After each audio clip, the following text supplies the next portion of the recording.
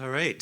Thank you for coming. I want to welcome everyone here and online. I sound like Joel now, but now we are streaming it online now to people. So I want to give a special shout out to Rick and Lori in Texas, probably our longest distance for streaming. My name is Jim Troutfetter, and I'm the lay leader for the Engage Your Mind speaker series. And along with the team, Greg Clute and Annalisa Madison, we're excited to start looking for speakers next year. We've got some exciting possibilities, but speaking of amazing possibilities, we have our own Pastor Clynt Reddy with us tonight, here to talk about AI and the church. So I know I have been looking forward to this, and I'm sure you have too. So without further ado, let's welcome Pastor Clynt.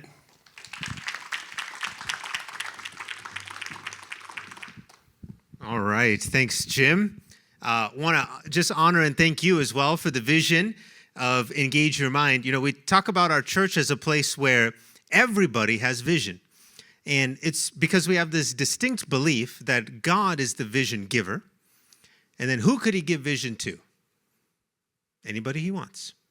And so at church, I think as pastors and leaders, we have a responsibility to cast vision.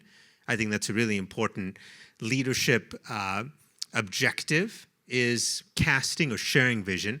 But how that vision gets sourced doesn't mean it exclusively only comes from a pastor's own thoughts or dreams. Oftentimes in a congregation with a lot of great people, what are the avenues for us to think about the vision that God maybe has entrusted to others?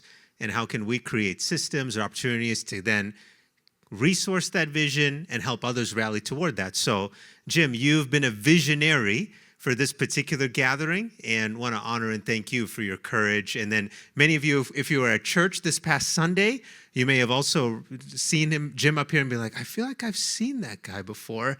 And you did, if you're at church and saw the faith story that Jim and Connie shared together. So very inspiring to just be connected to you, to know you. Connie and I have known each other for years, even before our Westwood stories connected. We knew each other from a previous church as well. So thank you for the honor of being the speaker for this evening. And then, in the main auditorium where I'm there, I know where the cameras are. Michael, what camera do I... It's up there. Okay, so the online people, okay, now I see it. Good. I always look for a red dot, and in the main auditorium, it's like a big red dot. Here, it's a tiny red dot. So I now see the camera back there. I think, based on what I saw from the registrations, maybe 50, 60 people are also tuning in online, but I don't believe that they're able to ask a question. Can anyone confirm that? Okay, they're just viewing it in. So for all of you who came in person, you get the distinct privilege. Once we get to the Q&A time in a little bit, you get to ask some questions. If some online people know some people who are in here, I guess you could text a question. Or if you have my cell, which I'm not supposed to give out too often, but I do a lot, you can text me a question too, and we'll get to it. Okay, here's what we're doing today. We're talking about AI from a Christian perspective, or AI in the church. I gave Jim 2 topics that I could have done this series on. And one, which I thought was pretty cool, was going to be on the 4 portraits of Jesus. So the 4 Gospels, and why do we have 4 of them versus just one of them? And how does each Gospel maybe give us a new angle or a portrait of who Jesus is, to give us a fuller picture of his life and ministry? And then, kind of flippantly after that, I said, or I could do a talk on AI. And he was like, yeah, do that one. Even though I made the big pitch for the 4 portraits of Jesus next year. Okay, I could maybe, if I do well here, maybe I'll come back and do that as a follow-up lecture. Okay, so here's kind of the plan. Over the next, we try to go till about 8 o'clock or so. And so for the first hour, I'm really going to try to do a little bit more of a lecture. It's kind of a talking head time. We may have a little bit of breakout time here or there. I'm going to ask you a question just so it doesn't feel like you have to listen to me for an hour. But and then I want to leave about 20, 30 minutes at the end just for some dialogue and questions, or even reflections or some things that you maybe want to contribute. Some of you are experts in this field. Some of you are really curious about what's happening here. Some of you are very avid users of AI. In fact, maybe just to get a little bit of a smattering of the current in-person audience, I apologize, online you won't be able to contribute as much in this, but how many of you are kind of in the technology space or right now are working kind of more frequently with AI? Okay, we got a fair number of hands up there. this also raises the intimidation factor for me. So when the questions come from those hands, why don't you give me a response to that question? Okay, so we have some people like that. How many of you would say like you're a little AI agnostic or AI unsure or AI like, I don't know, it's all around me. I guess I want to learn a little bit more about it. How many of you are coming in as kind of beginners of sorts? And I think that's totally fine. Okay, so we got some of those people in the room too. So we got experts and we have maybe some beginners in here too. All good. And then how many of you are maybe using AI, whether for work or for personal, kind of reasons? You feel like you're using it somewhat frequently. And let me define that as once a week or more, you're engaging with some sort of AI tool. How many of you are, okay. So there's a fair amount of usage just to kind of represent online what you're seeing. Some of you, I think sometimes we have a shot where you can see the crowd, but majority of people are kind of saying, yeah, I kind of use this tool or tools like it fairly often. So for today, in terms of how I want to walk through this particular talk, I want to spend a little bit of time definitionally, what is AI? How can we understand it maybe conceptually? Then I want to walk through at least my attempt, a little bit of a history of AI, some of the key milestones or markers as this technology has kind of advanced over the last really 50 plus years. It kind of goes all the way back to 1950. It predates that, I'm sure, in some ways. But in terms of some documented history around AI, we'll go till about 1950 into the present time. Then I want to, kind of pivot a little bit, and obviously I want to share about this from a Christian perspective, and I want to bring in some theological reflection, not just about maybe AI specifically, but about technology, and then zero in on what are the implications of that in terms of our posture. How should we as Christians engage with this kind of revolutionary technology? What are some of the predictions that are out there, and what level of maybe anxiety or hope should we have as we move into a era of human technology fusion of sorts, and how can that inform us as Christians and how we can be faithful people within that new context? And then we'll open it up for any questions. So that is the journey that I think we're going to be on over the next hour and a half together. And I want to open us up in a word of prayer, and then we'll dive right in. Does that sound good? All right, let's pray. God, thank you for the gift of just being together on a Monday evening. It's a joy that we can be in your church, in your house, among the people of God, and we're looking to you, the wisdom of Scripture, the guidance of the Holy Spirit, to help us navigate, understand, and consider developments that are happening in our own world, developments that some of us are really excited about, and we can see maybe possibilities that are really interesting. Others of us may be feeling a little bit of uncertainty, maybe some anxiety, maybe even a bit of fear and trepidation around the things that might be ahead as technology advances and as it continues to go in directions that are pretty fascinating. And so, Lord, I pray that this time together, as I share some comments and some perspective, I pray that that would be illuminating. I pray that it would be helpful. And I pray ultimately that your Holy Spirit would be our teacher and our guide as we navigate and talk about this important topic from the perspective of Jesus and our scriptures. So blessings on our time together. And I pray, Lord, that my voice and your voice would align in the name of Jesus. We pray that now. And everyone said together, amen. Amen. Okay, I've got a few notes here, so I brought my iPad up here. And what is AI? So I want to give you a few quotes. First is from a guy named Geoffrey Hinton. Anyone heard this name before? Okay, some of you have. So you'll notice there on the caption, some people call Geoffrey Hinton the godfather of AI. And part of the reason that he has that as a moniker is he was one of the people kind of in the earliest years, coding, a technologist, really trying to think about the breakthroughs of how machine learning and some of the other things that inform artificial intelligence, how can that kind of move forward? And he talks about AI as the attempt to make machines or computers or technology think like people do. And what's interesting about Geoffrey Hinton's kind of arc of his own maybe beliefs or convictions around AI is, unsurprisingly, he began as an evangelist of sorts, really an enthusiast for what this technology could be and how it could grow. And he's actually become a little bit of a skeptic around it in these latter years. Someone who's been really convicted about the power of this kind of technology and really advocating for there to be more guardrails, policy making, and limitations to the advancement of the technology. And so I think he presents a really fascinating posture here where he began as someone, and he is someone who really believes in what this technology is and is becoming, but also has seen what its capabilities are and realizes he probably wouldn't call it this because I actually don't know if he's a follower of Jesus or not, but the sin nature, the depravity, the tendency for us to exploit or be evil.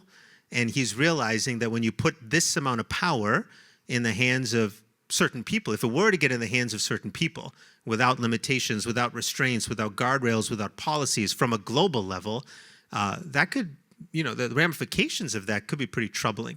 So a person that I just think is important to know in this space, Jeffrey Hinton, he's an avid podcaster. He's a guest on a number of different podcasts. He's written a few books as well.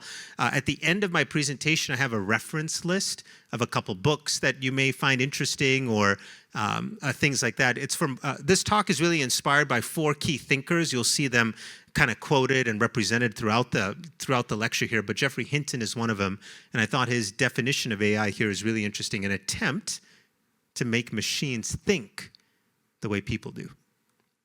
Second person who offers a definition here is a guy named Gawdat. Anyone heard this name before? Some of you have. Okay, and so he was a former chief business officer at Google X, and he now is a New York Times bestselling author. He actually writes a lot about happiness and joy and things like that, but he's a bit of a Nostradamus of sorts when it comes to AI, so he likes to offer some predictions and some ideas on where he thinks this technology is going. And he says here, AI is the most powerful mirror we've ever built. It reflects who we are. So I'm just trying to show you the connection here between the two. AI is the attempt to make machines think like people, right? So it's based on how our neural networks work. I'll show you just a few slides on that in just a moment here. And then Mo is saying that AI is a pretty powerful mirror. It's kind of actually giving us a window into who we are, things that we value, how we approach things, how our minds work, how we could be easily swayed one way or the other way, how we make assumptions, how we form knowledge systems, right? So AI is trying to build its machine learning capabilities on our best understanding and how our brains do that. And so it begins to act as a mirror of sorts into how humans act. Here's another definition. You'll notice this one. This is from a Westwood staff member. I love this. So this is Al Erickson. Al actually serves as our technology manager here at Westwood, and he heard I was doing this talk. And he said, I love this topic. I want to talk to you more about it. And I said, okay. So we went out to lunch. And the first question I asked Al is, Al, one of the key things I have to do for this talk is I need to provide a definition for AI. So can you give me one that you would kind of, offer? And he said, AI is technology designed to function as if AI is human. And he didn't make the AI connection there, but I did when I was like, as if? That's another version of how you could maybe think about AI is, again, it's technology that's trying to mimic what it feels like, what it looks like, what it sounds like, what it is like to be a human person. And the reasoning that comes with that, the decision-making that comes with that, the inference-making that comes with that, right?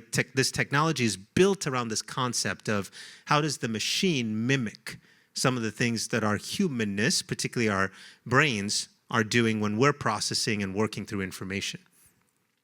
So if I were to maybe summarize some of those key definitions, I think this could be something that we could also consider with respect to how artificial intelligence works. That AI is less about artificially creating intelligence and might be more about amplifying the imitation of what it's like to be a human being. Right, and some of where this goes in a few slides is what does it start to feel like or look like when that technology starts to get connected to robotics?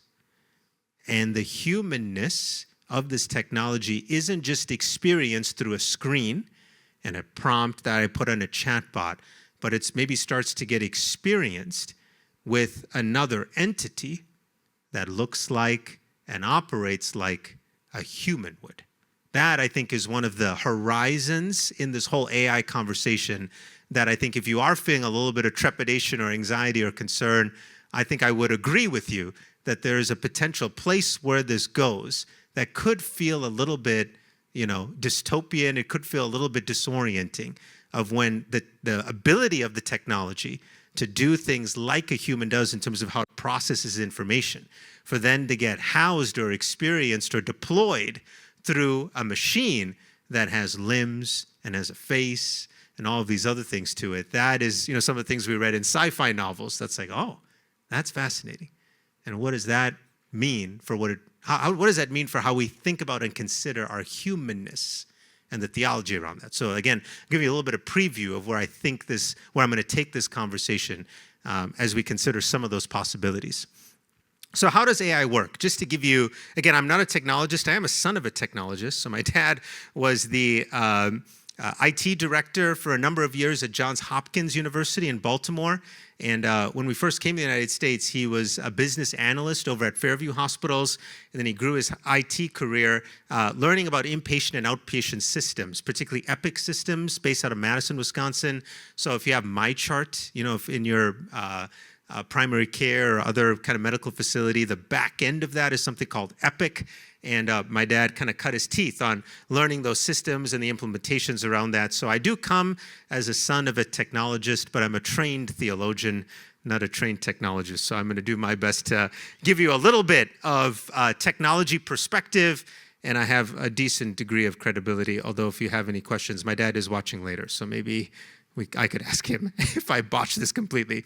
But let me give you a couple thoughts here about how does this technology work just from a broad brushstroke standpoint. So it learns by example, not by understanding. What do I mean by this? So AI doesn't necessarily think like humans do, even though that may be the ultimate goal of what it's doing. In the current stage of AI, what it's ultimately doing is recognizing patterns from the data that it receives. So it's shown massive amounts of data, text, images, code. There's a lot of controversy in the AI space about data that's getting fed into the systems and whether or not there's consent from those who create that content for it to feed a system in order for it to better understand and know and recognize the patterns of information that are out there. And so what it's doing, it's mathematics. It's learning the statistical relationships between pieces of information. And so when you give it a prompt, right? So most of our experience with what we call generative AI right now is through chatbots, right? A good example of one would be ChatGPT. How many of you have opened up ChatGPT and maybe have asked it a prompt or two? Okay, so a vast majority of you have. So when you're doing that with ChatGPT, what's the technology doing on the back end, right? So what is the system trying to do in order to give a response back that actually feels meaningful and aligned to the prompt that you gave it? Well, it's predicting what should come next based on the patterns of information that it's seen before. And so, think about it as a very advanced autocomplete, right? So if you do text messaging, right, and you start to put the first two letters in there, and then on some text message platforms, a word will pop out the bottom, and it says, "Oh, you probably want to have the word the," and then it keeps. So think of it as like it just keeps knowing the next word that you're trying to say because it so recognizes all of the patterns of you texting other people. Right now, amplify that across an entire domain of perspective, amplify that across millions of users. And so the amount of data, that's why they're called large language models, LLM. These chatbots are harvesting, collecting, recognizing the patterns on all of the data sources that get fed into it. And as a result, it's getting better and better at predicting the patterns and then offering an output that really does feel and is, for the most part, aligned to the prompts that we have for it. Now, sometimes it can hallucinate. Have any of you heard this term before? AI can have hallucinations. And it's an example of it maybe misreading a pattern or in some way the system kind of getting kind of confused in some way. So I don't know if you've seen one of the things that some people have done, but they've asked ChatGPT, like, how many R's are in strawberry? Has anyone seen this as a way to kind of hack AI and get it to give you the wrong answer? And for some reason, it always, at least in the early stages of ChatGPT, it would come back and give you the wrong number of R's. Because, again, there was something about the patterns that it had learned about that particular word or things like that, that it was hallucinating and not figuring it out in a way because its prediction was off. So again, it's learns by example, not by understanding. Then it's this idea that it's mimicking neural networks. So the way that the technology is being coded and written and trained is it, again, is trying to mimic the way neurons work in our brain. So it's inspired by the brain, but it's not the same as it. And so the neurons, if you will, if I were to draw the comparison here, they're just math functions connected in layers. And so early AI learns through statistics and through the patterns of connecting nodes and networks together. So that if I were to go one layer deeper to number one, it learns by example. How is it learning that? It's learning by trying to mimic the way that our brains connect nodes and networks together. Okay, so that is how, on the deeper side of the coding, it's really it's coding things as if it were connected to how the brain functions. The third thing about how it works is this idea of training versus inference, 2 stages. So let me talk to you about this. Training is when you feed the model. So that's the data sets that you upload into it, the questions that you ask it, and until it identifies patterns. And then interference is using those learned patterns to respond to your specific input. So the example here is, think of it as reading a whole library to prepare for an exam, and then writing an essay when someone asks a question. So the way that the model works, and particularly the chatbot models, is it trains by getting the information in, and then it infers based on the prompts that come to it. So it's the 2 steps that make the model better and better. The more information it has access to, the better it recognizes patterns. The more people ask it prompts or questions, the more it's understanding how to engage with the person on the other end, and then that grows its ability to predict, this is what this person is asking, because it's similar to the one this person asked me 2 weeks ago, or to this person asked me 1 month ago, right? So the more prompts it gets, the more it also starts to learn how to recognize patterns and provide responses back, which is this whole idea of large language models. So ChatGPT is the key example of that. And then AI doesn't know truth, it knows probability. Okay, so that's the other thing I just want to raise here, or elevate here, is it's generating outputs based on the probabilities, on the statistical likelihood that the information that it knows and the patterns that it recognizes will align to what you're asking from it. So that's a little bit about how it works from a layman standpoint. There's some actual technologists in here who could probably tell us a little bit of the code and some of the fascinating pieces of how that works more from under the hood level. But to give you just an overview of the functionality of it, it's math, statistics, predictability, information in, information out, but it's doing that at a scale that's unbelievable. The amount of information that it's been able to process and work through in seconds is, I think, one of the most powerful things with AI. And the current technological infrastructure that we have is what making it incredibly possible and real, that you could ask it something and it can give you a response in seconds. I don't know if any of you, some of you probably do have lived experience of the first supercomputers that were out there, right? And calculations that we now do on our cell phones. It took a computer that was the size of this room in order to make it happen. And so now the technology is getting faster, it's getting smaller, it's getting more energy efficient to a degree. Although one of the key controversies around the current use of AI is the environmental and energy usage that it currently demands. Now, over time, that will probably get a little bit more efficient, but that's a key topic of debate, particularly with the energy grid and the power grids that we have already not being able to sustain some of the day-to-day output that we have, particularly in other countries, notwithstanding the United States. And the advent of more nuclear power and the other things that we're trying to figure out. One of the other guys that I follow is, he's the former guy at Google as well. Oh, his name's escaping me now. But he talks about the United States and Canada should be more connected so that we could use hydration power, as a key source as we think about the power needs as the technology continues to grow. So spectrum of AI, how do we engage it? Narrow AI, these are AIs that do a specific task. So an example is if you ask Siri to, do something for you. If you say, Alexa, play this song, or if you ask Google Maps, what's the direction that I should go, or when Spotify gives you a recommendation of a song that you probably would like, right? That's us experiencing some of the deep learning, machine learning, AI functions in a more specified format. The vast majority of us are experiencing AI right now through what we call generative AI, or creative synthesis. This is AI that's creating what appears to be new content based on patterns and prompts that we give it. So if you ask ChatGPT to write you a summary, if you go to Midjourney and ask it to generate a picture, if you go to Suno and you ask it to put a musical composition together, right? It's taking all of the data that it has, synthesizing it, and giving you a new output. Generative AI is that creation AI. And then the AI that we're on the cusp of really experiencing a little bit more broadly is something called Agentic AI. Has anyone heard about Agentic AI before? Some of you have. So this is AI that can start to take initiative, make decisions, maybe even perform some tasks for you. So one of the early examples of this is the operator mode within ChatGPT. So this is one that's behind a paywall, so you can't necessarily use it in a free version.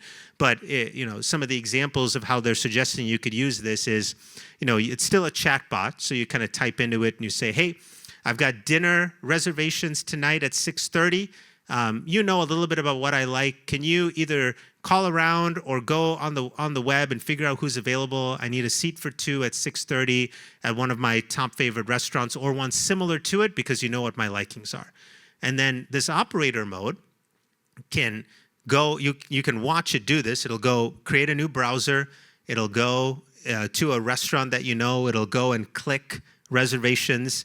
It'll go down and it'll look at available reservations. It'll say, looking for 2 people, 6:30. It'll click. It'll see if there's any available ones. If there is, it'll click, reserve. It'll type in your information. It will click submit. Or if it doesn't see anything, it'll open the next tab and it'll go to the next restaurant. If it doesn't, if it says call for reservations, you'll watch it. It'll push call. The AI voice will come. Hi, I'm speaking on behalf of Clint and Annie. They're looking to reserve dinner for night for 2 at 6:30. Do you have any reservations available? Waits for the person to say something. Actually, we do. Great. They would love to take it. And that's confirmed. I will let them know. Right? So these operator modes, or these agentic AI systems, is kind of the next revolution that's coming forward. And it's something that I think is pretty fascinating. Some of you, the faces I see, and some are like really intrigued, like, I would love to use that. And I see other faces that are like, what are we doing? What are we doing? Like, this is real? And yeah, you can watch some videos on YouTube or on OpenAI, and you can see these operator modes. Some people on YouTube have actually trained these operators to start businesses for them. So they put it in the operator mode, and they say, hey, I want you to go to Facebook Marketplace, and I want you to look at all the appliances that are out there. When you cross-reference it to a price, market price, that they're super cheap. And I want you to open up a Google a spreadsheet, show me the links of all of them, show me the possible profit that I would make, send messages to all these people so that they know I'm interested, and rank them in terms of the best buys, and then we'll go buy them and we'll resell them on eBay or again on Facebook Marketplace. And so some people have trained these operators to essentially run a business in the background using the prompts to understand, yep, I'm trying to find low price items to sell at a higher price. You tell me what the best deals are based on that as my output. And there's YouTube videos training people how to train the chatbot to do that for you. So fascinating kind of developments that are happening in our world. And this whole agentic AI revolution, I think, is super interesting for us to start to pay attention to. And then let me just give you a quick summary of tools that you probably use. So how many of you use ChatGPT or have used it? Okay, so that's OpenAI. That's the system behind that. How many of you are Grok users? This is with XAI. This is Elon Musk, if you know Elon. Some people, okay, we got a Grok evangelist in the front row here. Great. Okay, Gemini. How many use Gemini? That's more the Google platform. Okay. And then I see multiple hands, right? So some people use more than one. Llama, this is one from Meta or Facebook. Anyone a llama fan? Okay, no llama fans, so that's not going well for Mark Zuckerberg there. Okay, how about Claude? Anyone use Claude? That's an Anthropic tool, okay. Okay, another, yeah, you love them all, dude, love it. Okay, and then Copilot. Any Microsoft fans? We still have some Microsoft people, good, great. So those, just to give you an example, right? And these are all, if I go back to this slide, these are all the generative AI platforms that are out there, right? So these are the ones where you give it a prompt and it give me a summary, write me an email, these kinds of things. And these are the most popular ones. There's Perplexity. Anyone use Perplexity? Okay, some of you use that one too. Great. Any that I missed? Anyone have an AI tool that's more chatbot oriented, large language model oriented that you use that isn't represented here?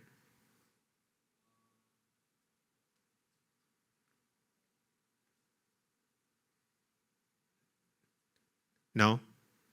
Okay, so I got most of the popular ones, we'll say that. Then there's more like specialized tools like Midjourney if you're doing pictures or things like that, but ChatGPT can link you to some of those too. Okay, so history of AI. Let's breeze through this here. Okay, 1950. So where did this all come from? What are we talking about here? So 1950, there's a guy named Alan Turing. And in the early days of computing, he was a British mathematician. And he asked a simple but haunting question, which is, can machines think? Okay, so 1950, some people call the advent of the AI kind of conversation, because the key thing that the technology is attempting to do, which is to act or think or work as if it's human, Alan was maybe the first person to just offer, like, is that a possibility? Is that something that these machines and the technology could actually get toward? And that question becomes known as the imitation game, what we now call the Turing test. And the idea was this: if you could talk to a computer and not tell whether it was human or a machine, would that mean it was intelligent? Okay, so this is what he was forecasting 75 years ago. Pretty fascinating. He was saying, is it possible for one day for me to interact with the technology and not be able to know it was actually a computer? Fast forward to this operator mode, and I'm a hostess at the restaurant, and I pick up the phone, and I'm like, hello, this is, what's my favorite restaurant? This is Colita. Anyone been to Colita before in South Minneapolis? Okay, if you like a good Tex-Mex spot, a little bit high-end, but it's nice. Okay, hello, this is Colita. Like, hi, this is Betsy calling on behalf of Clint. Oh, hi, how are you? And does it know that I'm a real person? Do I know that I'm talking to a real person, right? So he was just 75 years ago saying, I wonder if that's possible. Here we are today, 2025. Possible. Pretty amazing. And that question that was posed in 1950 has never really left us. Every new breakthrough in AI is still trying to answer this Turing test. Can we be convinced that what we're interacting with is human, even though it's a machine? And then in 1956, just 6 years later, the term artificial intelligence gets birthed. And it's in the summer of 1956, a group of scientists are gathering at Dartmouth College for a workshop, and together they coined the term artificial intelligence. And their goal was to make machines that could use language, form abstractions, and solve problems like humans did, and they thought it would take the summer. So again, these were Dartmouth guys, so they got a little overconfident. They thought we could figure this out in the summer. Obviously, 75 years later, we're still trying to figure it out. But the beginning of the language of artificial intelligence came in 1956. Then in 1997, it was kind of the dark ages from then, right? So for 40 years, no like real major developments, but a lot of things are happening. Some of it is there was just a limitation to how far the technology could go based on computing power, based on energy resourcing, based on other advances in technology that we see today. So the current capacity of what this technology is able to do is starting to get unlocked by the fact that we've got the power, the computing power, we've got the energy power, we've got all the accumulated learnings from many, many decades of perspective on this. And so we're at really an interesting inflection point, I think, within the technology. But in 1997, IBM had a software program called Deep Blue, and it defeated the reigning world chess champion, a guy named Garry Kasparov. And it was the first time that a machine outperformed a human in some sort of competition. And it was kind of a symbolic, defeat of sorts to just say, no, the machines may be capable of, going toe-to-toe with a human being in some sort of level of expertise.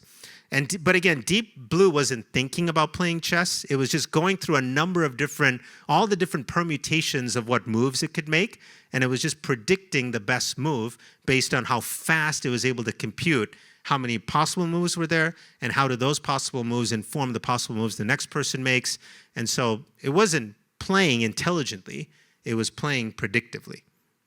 So it was no doubt impressive because of what it meant, but it was not intelligent in the sense of it was doing something at the same level or at the same way a human would do something. And then in 2012, so we got another, almost 20 years, 15 years, and something called the Cat Paper was published by Google. Has anyone heard of the Cat Paper? Okay, so the Cat Paper was a team at Google Brain that trained a neural network on millions of YouTube videos without telling it what to look for or for what to recognize. And the system came back and said to its coders, I found something.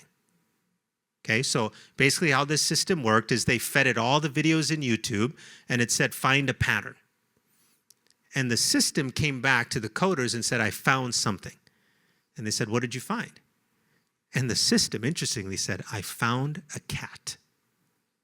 Now, why this is fascinating is because in the previous ways of how you would do computer programming and coding is in order for something to recognize a pattern, you had to give it the output. So the intelligence came from your brain. So you would tell the system, here's what a cat is. And you'd have to describe all the qualities of cat-likeness. It has fur. It has pointy ears. It has 4 legs. It has a tail. It moves like this. Its face is constructed in this way. It could come in these sizes. It comes in these breeds, right? So think about all of the different qualities and pieces of detail that you may have to share for a system to recognize something. This was revolutionary because how the code was written was said, here's all the YouTube videos in the world. You tell me what you find. And it came back and said, I found a cat. And when it said, show me a cat, it produced the link for every single video on YouTube that had a cat in it. It's fascinating. And so this was the advent of machine learning. This was the advent of, wow, this system, this is recognizing patterns that I didn't tell it what the patterns were. It started to scan and discern the patterns itself and then report back on what it was able to find. So the Cat Paper is a turning point in a little bit of the deep learning, machine learning revolution that AI is built on the foundation of. And it does sound somewhat trivial, cats of all things, but revolutionary. For the first time, a machine saw something on its own. Every time, everything that's happened since, like voice assistants, self-driving cars, ChatGPT, it all kind of traces back to this ability for the machine to recognize patterns without us telling it what the patterns are. Then in 2022, we call this the Netscape moment. The reason it's called the Netscape moment is the first time the internet, the first time most of us probably experienced the internet was through an internet browser called Netscape Navigator. How many of you remember using Netscape Navigator, right? And so what it did, the Netscape moment, is that wasn't the beginning of the internet. The internet was around for decades. It was the first time us as the public, the general, Jane and Joe that are out there, that we finally started to interact with the technology was through Netscape for the internet, for AI, large language models. Many of us began that experience when we first opened up a ChatGPT browser or downloaded it on our phone and asked it a question. That was the Netscape moment of AI in terms of our popular discourse and experience. It's when what was happening all the way back in 1950, the dream, then the word in 1956, then the guy gets beaten by a computer, then the Cat Paper comes out. All of this has been around, ChatGPT was one of the first popularizations of AI as a tool and a technology, and it became the Netscape moment. And now, in 2025 and beyond, these operator modes and agentic AI seems to be the next phase of how that technology is going to get packaged and continue to move forward. So where's it going? Within the next few years, AI will move beyond creating content, generative AI, and again start to potentially take initiative based on prompts that we give it. So this is that idea of agentic AI. The big dream, maybe, for some in the AI space is something called AGI, Artificial General Intelligence. So this is an AI that can learn and reason across domains like a human, and it's very speculative. It's basically an AI that would be smarter than the smartest human beings. Right now, ChatGPT, they say, has an IQ of 110 to 120. Okay, someone like an Albert Einstein was around 140. Some people say Elon Musk is about 150 with respect to their intelligence quotients, right? So even the most sophisticated AIs that are out there, there are still human beings that carry even more brain outputting power, intelligence, reasoning, all those kinds of things. What AGI is projecting is that there will be AI systems that have IQs of 200, 250, 300, 350, which would, far outpace anything we've seen, even from the most brilliant and prodigious minds that are out in humans' history. And, then there's the kind of existential question of, if we are no longer the smartest things in the world, what does that mean? If we're no longer on the top of the intelligence food chain, what are the implications of that? Is there the possibility that something with that much intelligence in terms of information, can it become conscious? Can it become sentient? Right, these are some of the more existential questions that are then being asked if the technology's intelligence quotients grow to such levels that even human beings couldn't compete with it anymore. And our access to information then becomes dependent upon machines that we maybe just have to blindly trust that they actually do know what they're saying, because we no longer can be the verifiers, because the information ability that we carry isn't as strong. So AGI is very speculative, I will say. Also, why Jeffrey Hinton and others are saying we have to put a lid on how far this goes, because some of the potential implications that come with the possibility of the machines having more information, more intelligence, more data, more processing power than even the human brain. So that's an interesting horizon that may be in front of the AI kind of revolution. We'll see AI leave the screen and enter the world. This is another prediction that's out there with respect to where this is going. So I've mentioned this before, but taking that AI system and then embedding it not into a screen, but into a robot that looks like a human being, or into a wearable piece of technology, right? So this is, you see Meta with their glasses. You see, OpenAI just brought in a number of key creators from Apple and other places thinking about, is there a wearable technology, a pin that could be on somebody that, if you watch the Marvel movies, and Iron Man has, his voice assistant, and, I could just tap on my glass and be like, all right, Alexa, I'm over here. That's a really interesting exit sign there. Can you tell me where I could purchase one for another room? And it zooms in on it.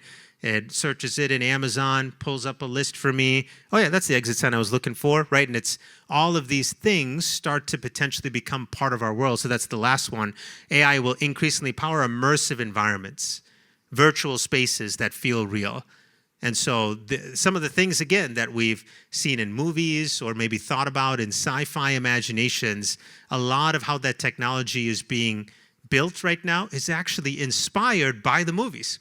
If you've watched some of the things that Elon Musk is doing with robo-taxis and humanoid robots, which he calls Optimus. If anyone ever seen the movie iRobot? Some of you have. So a lot of the ways that he designed all of those pieces of technology, the taxis, the buses, the robots, they were all inspired by the visualizations that were in that specific movie. And so it's fascinating that some of the ways that this technology is being expressed is actually finding some of its inspiration from sci-fi movies that have been through the 70s, the 80s, the 90s, in the 2000s and beyond. But what we saw in those movies, the technology now is making it more and more possible. So immersive environments, robotics become another layer to our potential experience of this technology, which I think drives another really fascinating question of, wow, what does it mean then to be human? If the machines are designed and to work or think like they're human, but they're not really, and then our experience of this may blend or intersect digital reality, virtual reality, physical reality, how then do we understand humanness? And what does it mean to be a person? What does it mean to have consciousness? What does it mean to have personhood? All of these questions, I think, maybe start to surface with even greater importance, because we're going to start to be confronted with some degrees of uncertainty of how real is that?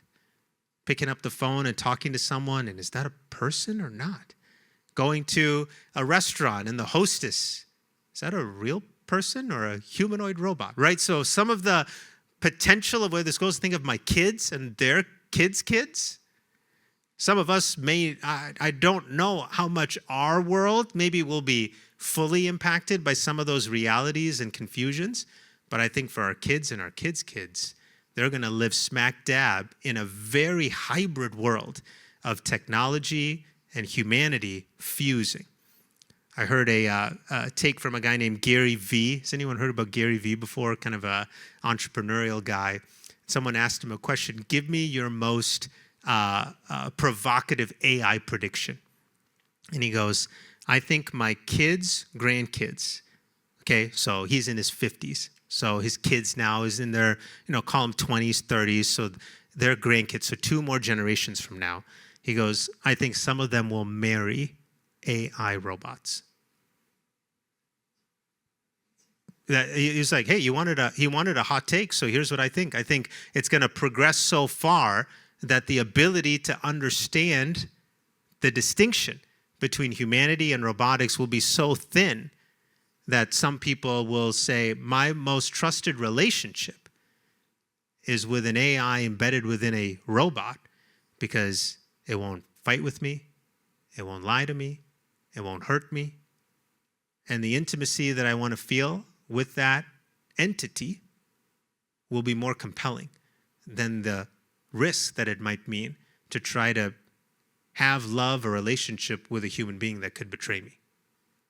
I mean, when you think about the deepest hurts that we have as human beings, it's because of interactions with other human beings. And so he's making this prediction, and maybe we get to a world where the technology is so advanced, so lifelike, that some people will make the decision, I'd rather find my intimacy and my love and my connection with that versus another human being. So this, again, I don't mean to be a doomsday predictor or to kind of make us feel dystopian, but I think this is why the theological conversations around this topic, I think, are really important, and why I think there is resonance with us having these kinds of conversations within church. So let's talk about a theology of AI. Genesis 1:27 through 28. Says this, so God created, what is man, right? What is humanity? So God created mankind in his own image. In the image of God, he created them. Male and female, he created them. God blessed them and said to them, be fruitful and increase in number. Fill the earth and subdue it. Rule over the fish in the sea and the birds of the sky and over every living creature that moves on the ground. Our humanness is deeply connected to God, being his image bearers. And we've been given assignments, invitations. We are co-creators with God. And part of our co-creation is technological. It's a guy named John Dyer, vice president over at Dallas Theological Seminary. Love John Dyer. If you want some really robust, nuanced, deep perspective on theology and technology, John is your guy. And he says this, he says, technology is the human activity of using tools to transform God's creation for practical purposes. So if you could just reduce down what is technology, whether it's the technology of of irrigation, whether that's the technology of, the Industrial Revolution, whether that's the technology of artificial intelligence, deep learning, machine learning, predictive analytics, all the things that are there, it's all under the banner of taking creation or stewarding creation in a way to transform it to be a tool. And is that tool inherently good or evil? And I'm going to make the argument that I don't believe AI as a tool has an inherent morality to it. There are some perspectives out there around, is this the work of evil? Is the actual tool something that we should, be very, very careful of engaging with as Christians? I'm going to come more from the school of thought that I'm going to understand it as a tool that has a morality to it, but also acknowledging that the tool is in the hands of people, and our human tendency, because of our sin nature, is that we will very likely exploit and use the tool for our own purposes, if the tool is not put under the banner of God's goodness, of salvation, and around Christian ethics. And I think that is part of what I'm going to drive forward here as we wrap up, is how do we steward the tool, knowing that it is part of the God-given invitation that we have to rule, to subdue, and to steward the creation that he's entrusted to us. Andy Crouch, anyone heard of Andy Crouch before? Another wonderful author. He's talks a lot as well about the practical nature of technology and Christian formation. He writes this: technology promises we can have power without effort, relationship without risk, if I go back to that humanoid robot prediction, and presence without people. The technology that we currently have access to is so advanced, and it so mimics human likeness, that we could trade it for the true goodness of what it means to be human.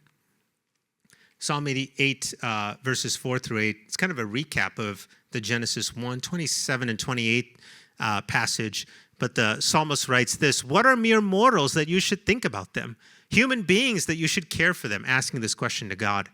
Yet you made them only a little lower than God and crowned them with honor, with glory and honor.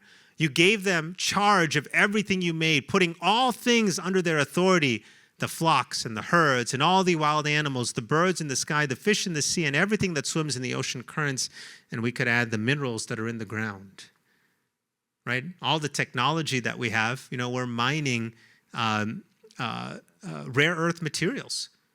And we're then channeling the ability of those into computer chips, and then, creating that into machines, and then moving that into robotics. And so the psalmist, I think, is saying, wow, Lord, you've entrusted this to your people, to the pinnacle of creation.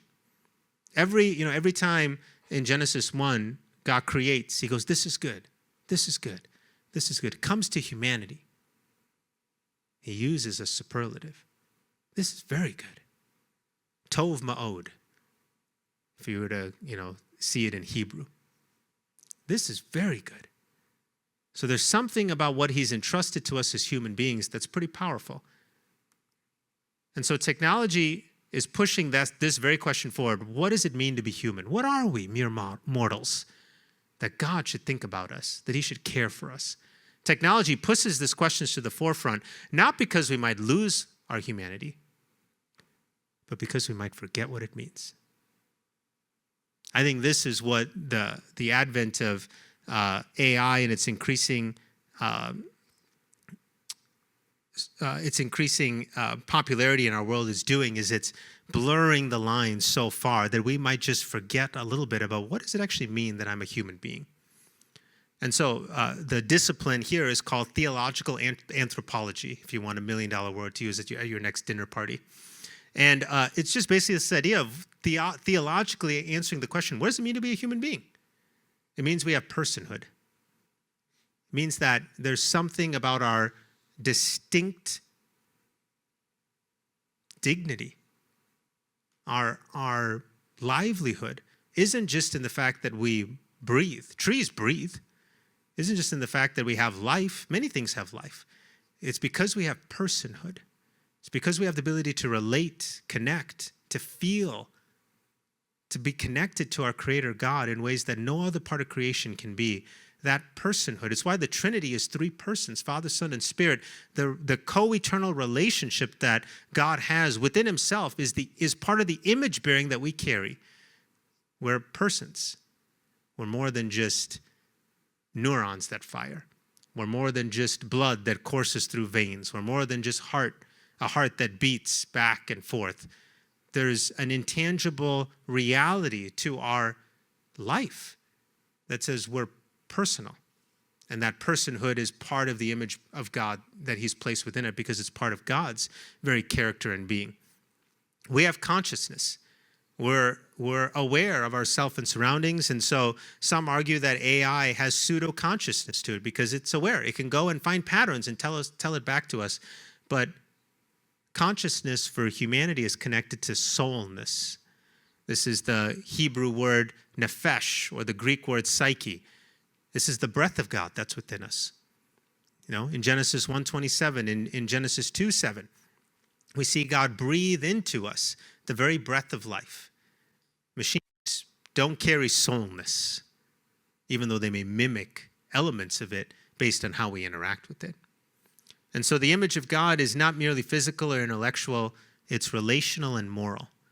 It's things that machines will not be able to get to that degree of being. And our sin nature, though, suggests that the real danger of AI is not that it will be a god or that it will make us gods, but that because it becomes so helpful to us, so intriguing to us, so powerful to us, many people may view it in place of God because it becomes their counselor, or it becomes their source of wisdom, or it becomes the place they go if they're challenged, and they just ask. You know, there's a fascinating book that was written after the 2016 election. It was called Everybody Lies, written by a Google Analytics guy. And the key point of the book was, how did all the polling get it wrong? That every poll said that Hillary was going to win this thing by a landslide, yet Trump won. Why were the polls so off? And his hypothesis was that people were lying because of the way Trump maybe was perceived or carried himself. Some people were like, oh, I don't know if I want to really tell people I'm going to vote for him. So I'm just either not going to say, or I'm going to say I'll vote for the other person, but what I'm really going to do is here. And so then he asked the question, well, if everyone was lying to the polls, were they telling the truth to anybody? And he said, yeah. They were telling the truth to one source, at least from his vantage point. They were telling the truth to Google based on their searches. So he said, if I pulled all the search history for positive associations between Trump and Hillary leading up to the 2016 election, Google would have predicted every single state correctly based on the Google searches, because people weren't lying to Google because they felt it was anonymous. You could just be behind it at your screen, type whatever you want. No one's got to know. I don't have to tell anyone how I truly feel or what it's like. And so the entities that we're currently showing the most honesty with are not people, but machines. If I did this a couple of days ago. I wasn't feeling well, and I was like, oh, I don't want to tell my doctor this. I should just Google it first. And then you start to become a self-diagnosed doctor. You're like, this is bad. Do I have cancer? What's going on? I don't know what's happening. And so, but we do those things, right? If we're having trouble with something, we'll just go to a chatbot or Google first. And so this is kind of this sense that if the technology becomes more and more accessible, more and more human-like, how much more likely might we be to confide in pastors or counselors or therapists or physicians that actually are technology recognizing patterns versus people recognizing relationships, because we're anxious and scared of what the other person might think on the other end if we say, I'm struggling with this, or I'm hurting in this way, or I'm not sure what's happening to my body, or I'm not sure what's happening in my mental health. This is some of where I think this technology may lead us to, is forsaking human-human interaction, because we have no longer learned and understood and been comfortable with what it means to interact with human beings in vulnerable ways.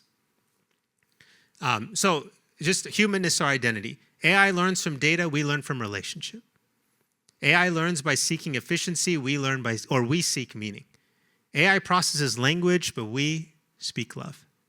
AI mimics creativity, but we bear the image of the creator. AI can say things like, I think. Only human beings can say, I am.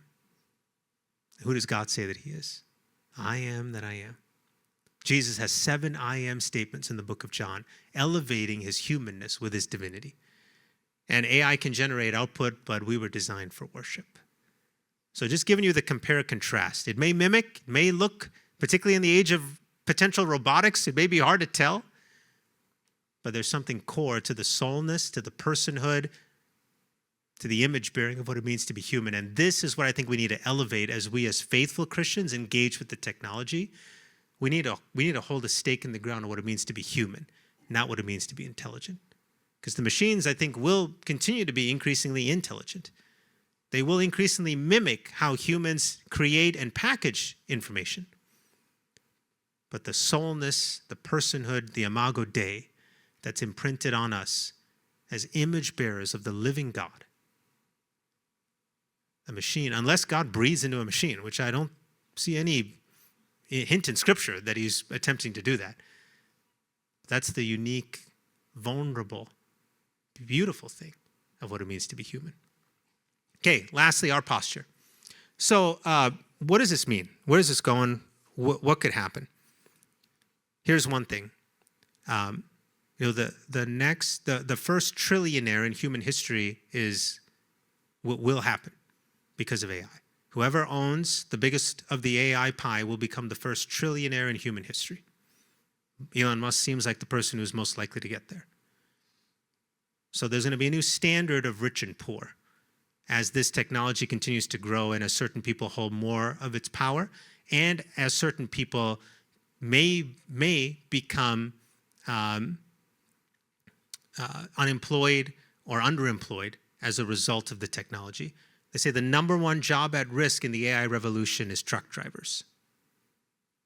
And Elon Musk and what they're doing at Tesla is they're building right now autonomous semis, which will drive through all the night, right? So truck drivers right now, there's a lot of regulations, as there should be, on how much you can drive in a certain time period. If it's an autonomous vehicle, no wonder they may be one of the first people to be underemployed or unemployed, is because now the limitations are gone in terms of how much can the freight get moved from one place to another. And that person doesn't have to sleep for 8 hours. Can go 24 hours a day, 7 days a week. So a new level of rich and poor, I think, is upon us. The blending of humanity and technology, we've talked about that one. The attack on truth, we haven't really delved into this one, but if you're on social media, you know full well. Sometimes I'll be with my son, Laker, and, I'm on YouTube or something, and they get on YouTube Shorts, and they start scrolling through things, and he goes, this is AI. Already they can start to tell. I'm like, how do you know that? There was a video of a bear that was coming toward a kid, and then a dog jumped out and barked the bear away. I was like, wow, what a great dog. And Laker was like, no, that's AI. I'm like, oh, okay, how do you know? But this happens all the time, right? We get these deepfakes, we get people mimicking different voices, we get pictures that are generated, videos that are generated. It's an age where understanding what is truly true out there is becoming more and more difficult. And then there's this illusion of reality. I've already mentioned this one. Counselors, pastors, therapists, coaches will be available as chatbots and even robots one day, potentially. How do we tell the difference? How do we know what's real versus not real? So then let me give you this approach as Christians, and then we'll wrap up here. It comes from the early church. So during Jesus' time, there were 4 kind of key groups of people that were navigating the question on how do we engage culture? And I'm going to use this as kind of a compare-contrast to ask the same question, how do we engage with this technology? So one group of people, some of these people were in Jesus' disciples, they were tax collectors, right? and the power at the time, the Roman Empire, and the tax collector said, you know what? Why fight it? We should, like, if you can't beat them, join them. Let's just become people who get in bed with power, and we'll make some money on the side. Like, let's enjoy this thing. We're not going to overtake them. Let's just jump in. Then they had zealots. Simon was a zealot, right? If you remember him and the disciples, think about that. You had a tax collector, Matthew, and a zealot, Simon, in the same discipleship group with Jesus. His 12 closest people, one of them said, let's get in bed with Rome. The other said, let's take him down by the head. And they're supposed to be friends together. So a zealot says, destroy it. No, this is not supposed to be here. This is antithetical to what it means for us to be Jewish people. The Romans are infiltrating into our land. The only way to move forward is to behead them all. Okay? Then you had Essenes. Essenes were kind of the monastics. They were like, hey, we're not going to be able to beat these guys. We should run away. We should retreat. We're going to go over into the caves in southern Israel. We're going to have a little holy moment back there together. It'll blow over or whatever. We're just not going to engage with it anymore. Now, the Essenes are pretty cool because we eventually find the Dead Sea Scrolls in post-World War II from the Essenes. They're the ones who kind of collated, kept that, preserved that. One of the most revolutionary discoveries in biblical, not anthropology, what's the word there? Archaeology. Fascinating. But the Essenes had this philosophical thought of, let's run away. And then you had the kingdom people, right? Jesus followers. And they were like, we should redeem it. We should transform it. And I'm using now kind of those four as potential ways to think about how do we consider our relationship with AI in the modern world. So the tax collectors would say we should use it all. Let's get rich. Let's not get stuck on the outside of this thing. Let's get some of the pie and enjoy the revolution that's in front of us, right? The zealots would say, no, don't even use it. Like, delete all the apps or go, actually, that'd be more the Essenes. The zealots would say we should reject it. We should not engage with it. We should try to sabotage it in some way, right? The Essenes would say we should avoid it at all costs. Let's live offline. And then Jesus followers would say, I think we should engage it. But we should do that responsibly.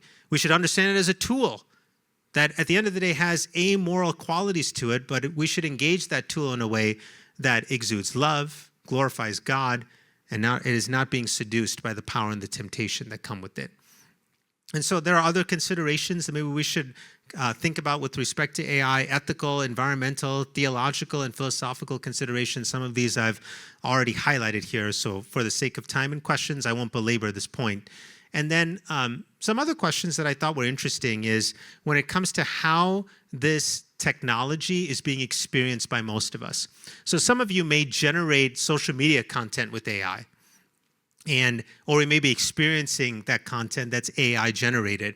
And are we shaping the discourse of virtue and truth or simply chasing engagement when we use AI to build out the things that we want to have online? So some of you may have online businesses. Some of you may have a social media following and you're using AI to build content, which I don't think is out of bounds by any means at all. But I think the reflective question is, are you using that tool simply to chase engagement, or are you using that tool to help grow a discourse and a dialogue online that actually is moving truth and goodness forward?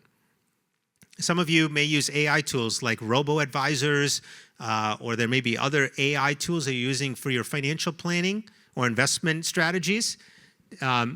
Is that because you want to steward your resources well, or are you trying to unlock the fastest way to get rich?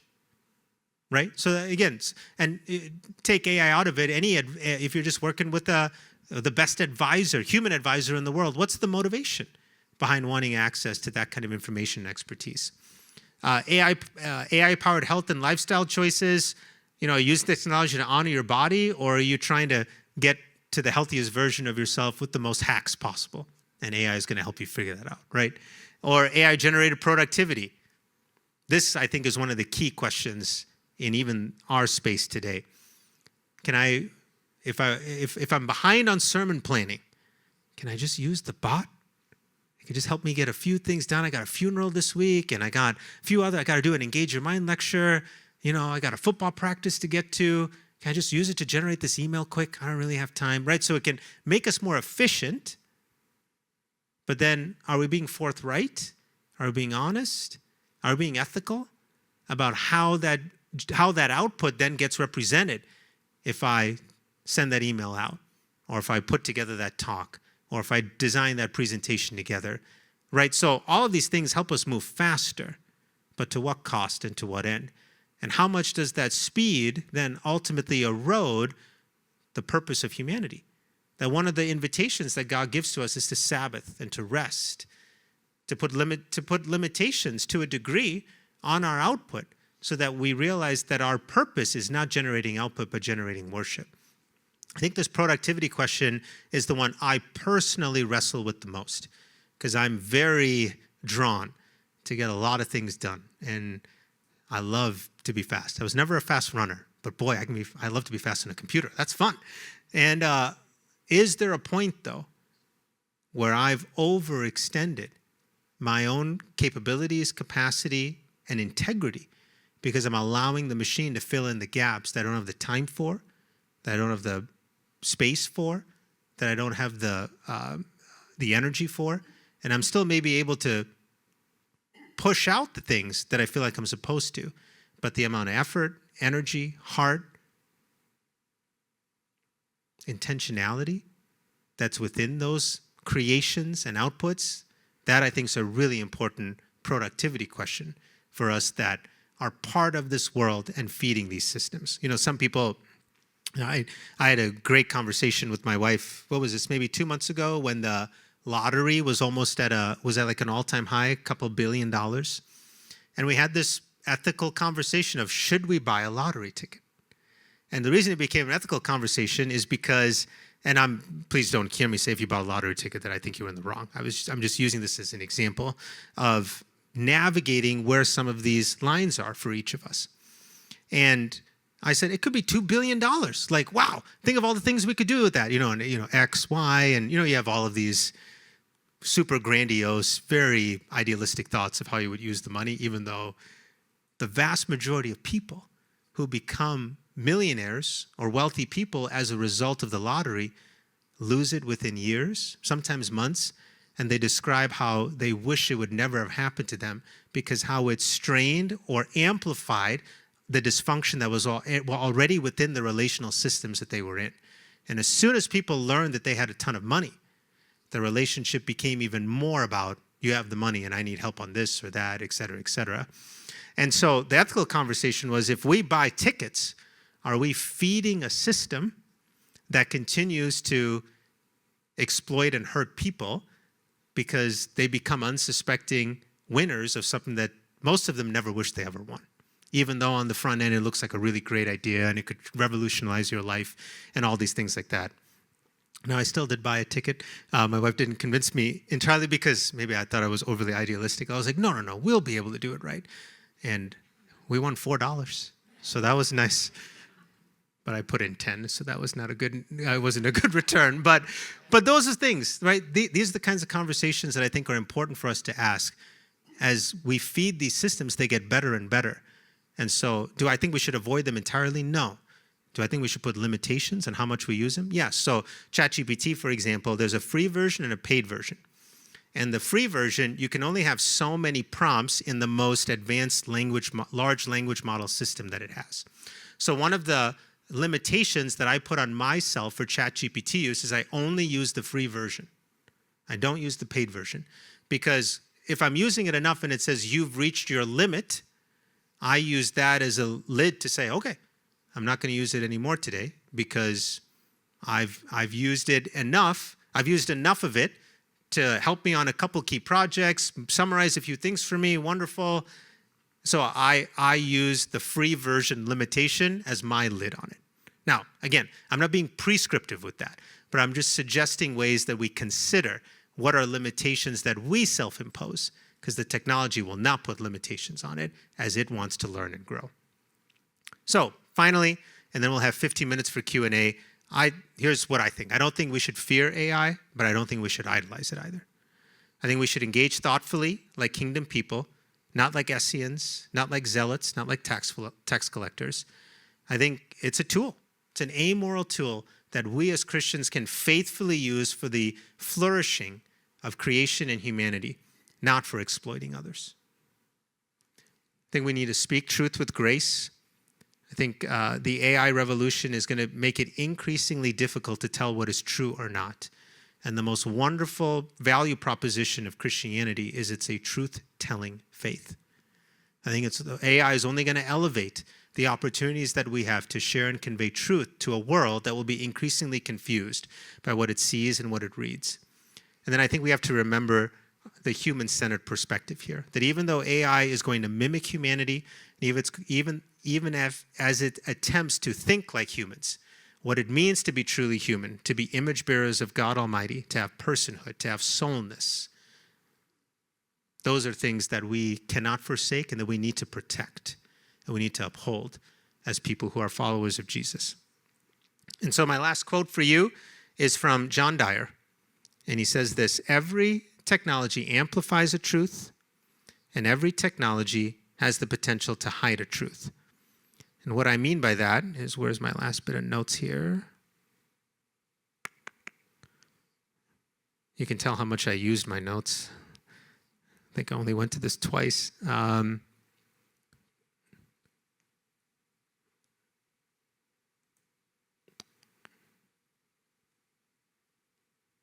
Here we go. Every technology amplifies a truth and hides a truth. This comes from one of John's books.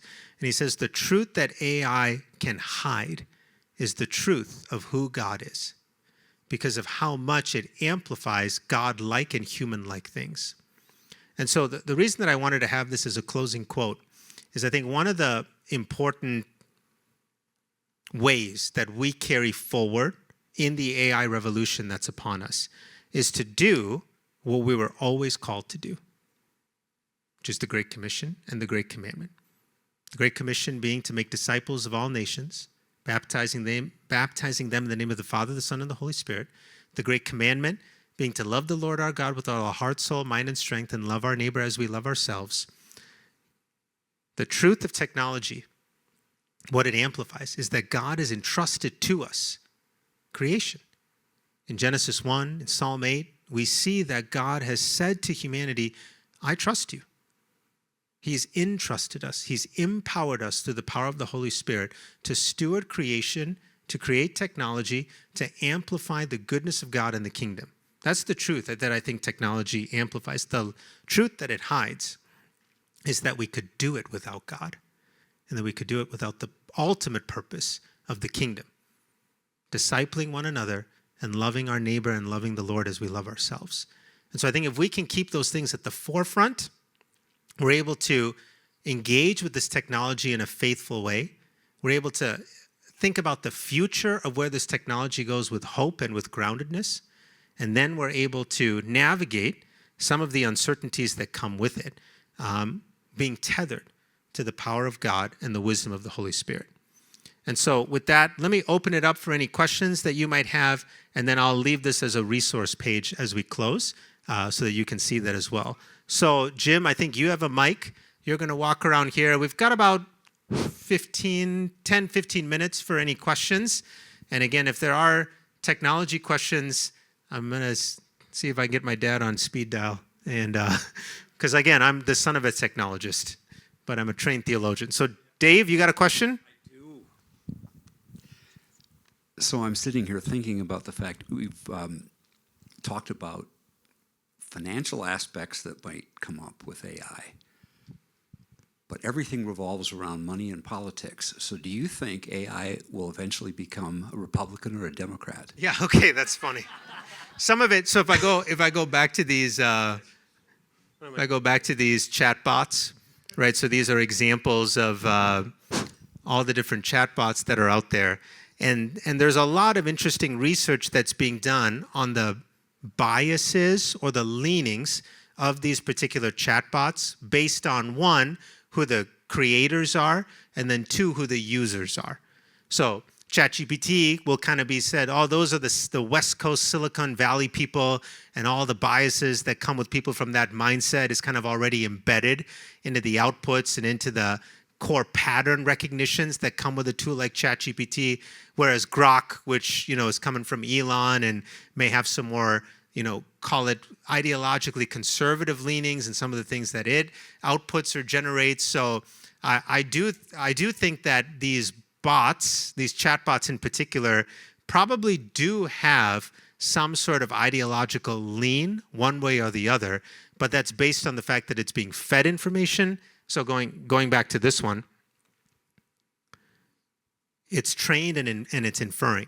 So as it gets trained by a certain ideological perspective, and then as it infers based on the prompts that come from a certain ideological perspective, right now, there's some level of research that is showing that there are some conservative and progressive leanings based on the chatbot that you use. So will one eventually become, a political rival to our human politicians? That I don't know. That may be as dystopian as it gets. If we've reached such a point that we're rather voting for robots than for people to lead us, that's... Some days you wonder, maybe we should do that, but I don't know if it's necessarily going to go that far. So I have a couple of questions. One is, I don't observe much in the AI models where they say, I'm not sure, Sure. or this is what I think, Yep. but I don't really know. Yep. And I've been fed wrong answers with Yep. great certainty. I'm sure anybody who's used any of the tools has been fed wrong answers that are presented with great certainty. So I see this as we've created AI in our image, and it needs a morality playbook. Yep. God created us in His image and said, "You don't know how to do it. Here's the Bible." Yep. And I think without that, and then I think it's also interesting to think, will AI recognize that it needs morality, or it will destroy, or it could destroy itself? So I don't know if there are theologians or other philosophers who you've encountered who have sort of asked those questions. Well, I think John Dyer and Andy Crouch are talking about that on the edges of it. Someone like Jeffrey Hinton is for sure not a theologian perspective, but someone who's embedded in it. That's what he's suggesting, is that guardrails around the technology are going to be important to uphold a moral distinctive to how that technology is applied within our world, knowing that the human tendency is for us to exploit, is for us to use it for personal gain, for us to use it as a token for more power and more wealth. I wonder, what does it look like for faithful Christian perspective to be at the table discussing some of the policy making and some of the moral guardrails that are needed to house the technology within a redemptive lens? And I don't know, some people may, I don't know of any theologians that are giving a ton of concerted effort towards speaking to the powers that be. I know guys like John Dwyer and Andy are talking a lot more to everyday Christians about how do we navigate it, how do we understand it, how do we think about the intersection of our theology with technology. But to have some faithful Christians elevate to positions where they can advocate and really push for moral guardrails as the technology continues to advance, we need to pray for some people to step into that work. Amen. Amen. Down here? Thanks, Rich. Thank you. So I've noticed and seen, I guess I'm in Gen Z, but because there's so many fake things out there, Yep. I feel like people have become tired of knowing what's fake, so it's almost sent them on this other search for truth. Mm-hmm. And I do think there's been sort of a revival, I guess, within our generation towards God's truth. Yes. Because there is so much fake and people are sick of what's fake. Yep. So I'm curious your perspective on if you've seen that in the church and just in the younger generations who are growing up inundated with so much technology around them, if you think that will continue that way. I think the trends are showing that. There was a Barner study that came out just a few weeks ago. It was looking at generational church attendance. And right now, Gen Z is the most frequently attending church of all the generations. Now, the numbers may not be very impressive to you, but here are the numbers. So this is reported weekly attendance at churches. And the average Gen Zer right now will come to church 23 times a year. Okay, that's the highest engagement generationally. The lowest generational engagement is the boomers, 17 times a year. Okay, so in the broad brushstroke right now of church engagement across the generations, Gen Z is the most engaged generation in church. Now, when you think about how much they're engaged relative to how much maybe we would ideally like them to be engaged, it's like, okay, they come half the time. The boomers come a fourth of the time. How well are we really doing here? But nonetheless, the Barner research, which Barner's a Christian outfit that does a lot of great polling and research, they are confirming that very trend, that Gen Z is the most church-engaged generation at this point in time. More than the millennials, even though the millennials have all the kids and they're trying to come back, millennials are the second most engaged, coming, I think, 21 times a year. Then Gen X, I think, is 19 times, and then the boomers are at 17 times a year. But then we notice the spiritual revivals, what happened in Asbury College, some of the things that are happening around the country with younger people coming to faith, being more spiritually curious. I think it's really appropriate to correlate some of that spiritual appetite with a fatigue or a disillusionment with all of the fake stuff that's out there and trying to figure out where in the world is truth. Where is it that I could find something that's grounded and that's real and that actually brings meaning to my life? And to me, it's fascinating when I scroll through YouTube Shorts and I'm trying to figure out, is something real in that? And my son, who's 9 years old, was like, that's AI. I know it. And it's like, how is your brain already so attuned to the fact that that's something that was fabricated versus something that's real? And his mind's already been able to discern that versus my mind as an immigrant, right, to the AI space. I'm a digital native, but now an AI immigrant. He's an AI native. And his mind's already, the neurons are already wired to know it. 9 years old. Fake. Deep fake. And mine's like, oh, wow. Didn't know that was fake. I thought that was a really nice dog that protected that baby from a bear. No, not real. Okay, we got time for one or two more. Okay, we got one back there, Mr. John Quam. This will be a doozy. I know John.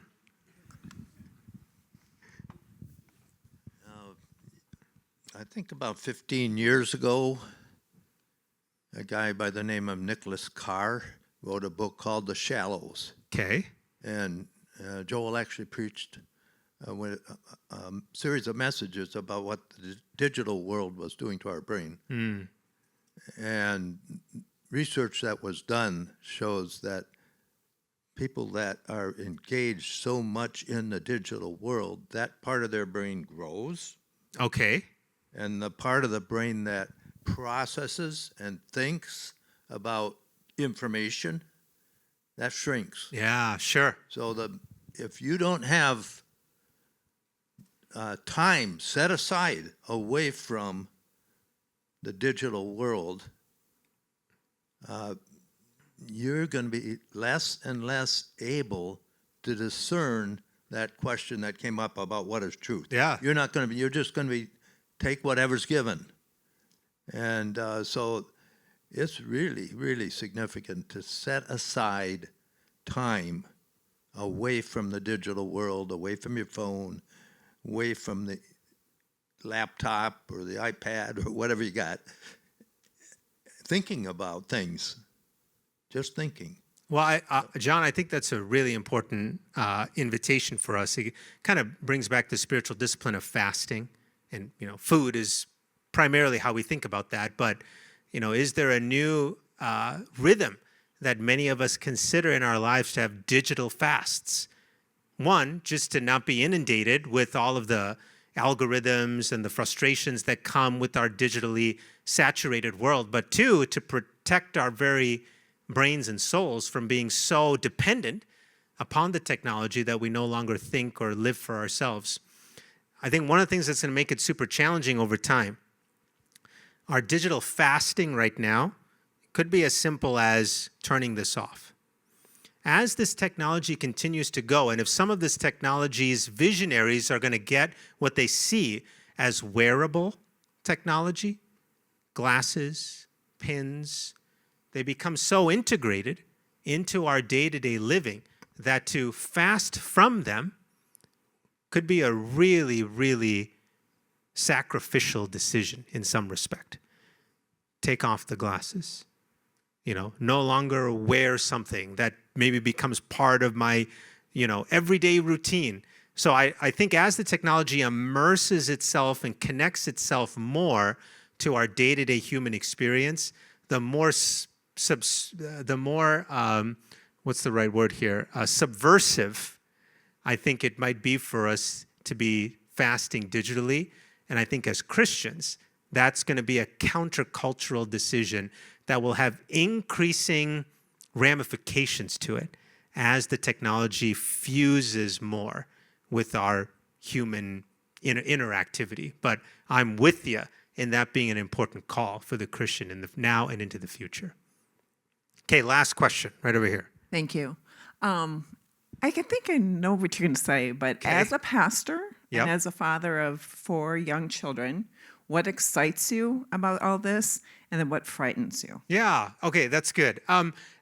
Again, because I'm an achiever and a little bit hyperactive at times, I really do get excited about the possibilities that come with the efficiencies, with the technology, with the fact, kind of like I gave you that example of the operator model within ChatGPT, that there could be a day where some of the things that I have to spend my time thinking about, organizing my calendar, getting a reservation, it's like having a little personal assistant. That's kind of cool. I could just say, here's the things that's happening in my life.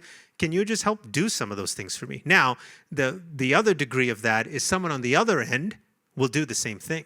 Okay, so I'm thinking, it would be so nice for you to go and find my dinner reservation. Then the restaurateur on this side is like, why do I have to do all that? I'm just going to create an AI bot. Nick can do all of that. And we're going to have a world where bots are talking to bots. Yeah, some of that's already happening, right? But increasingly so. Banking transactions, dinner reservations, making an appointment with the pastor. Is all of it going to be a bot talking to a bot? And then this is the fear of how far do we take it before. Has anyone seen the movie WALL-E? Remember that movie from Disney, right? That's some of the picture I have in my head of we've outsourced so much of our lives because of the efficiencies and the abilities of this technology that we as humans, we're not on Earth anymore. We're not talking to anyone anymore. In the WALL-E, do you remember they go through the pictures and you see the people and they get bigger and bigger and bigger, and like we no longer kind of take care of ourselves because it's all outsourced. It's all fine. They're going to do it all for us. And so I think that is my biggest fear, is that the dependence that we have on the technology leads us to a place where we forsake or we underestimate the true value of why we were created in the first place. Image bearers, to give worship to God, to be in community with one another, to redeem with God a world in desperate need of truth, of relationship, of hope, of goodness. The technology may be able to help us as the means to some of those things, but it can never become the end of those things. And that, I think, is why kind of John's idea of a digital fast, I think that may be a fascinatingly important rhythm for us to cultivate personally, pastorally, with our children, with our children's children, that we put limits on how much we engage with the technology for the sake of protecting our humanity, our dignity, our purpose, and the truth of who we are and who we are as image bearers of God. So I am an AI enthusiast. That's why I wanted to do a talk on it. I love using the technology, fascinated by the developments, really intrigued by the robotics revolution that could be out there. I'm very much optimistic, while at the same time realizing that without moral boundaries, without ethical considerations, without, I believe, Christians having a seat at the table. Human history has suggested where it goes could be dark first.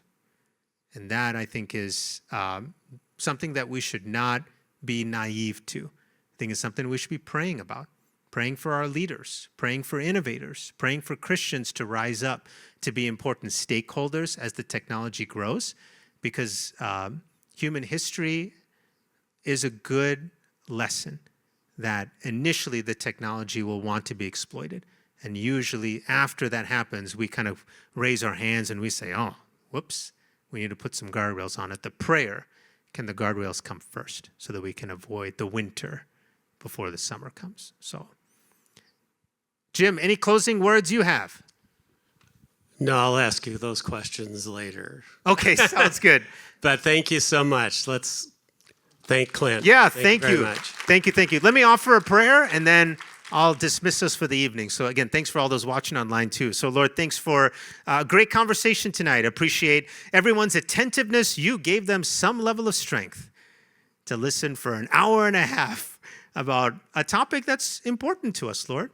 And Lord, I'm just going to pray for some things that even just got called out here. Would you raise up leaders, Lord? Technologists and theologians, ethicists, policymakers, politicians, pastors, leaders who could be part of this very important conversation to lead this technological revolution toward goodness, holiness, morality, and kingdom purposes. I truly believe that technology in and of itself is amoral, but its tendency to be used by immoral people will be high. So we ask for your protection, we ask for your favor, and we ask for your truth to be deposited in our very hearts. Give us hope and hope abounding that you are in control, Lord. You truly are. And all the conspiracies or concerns or challenges that we may think about or encounter, they don't surprise you one bit.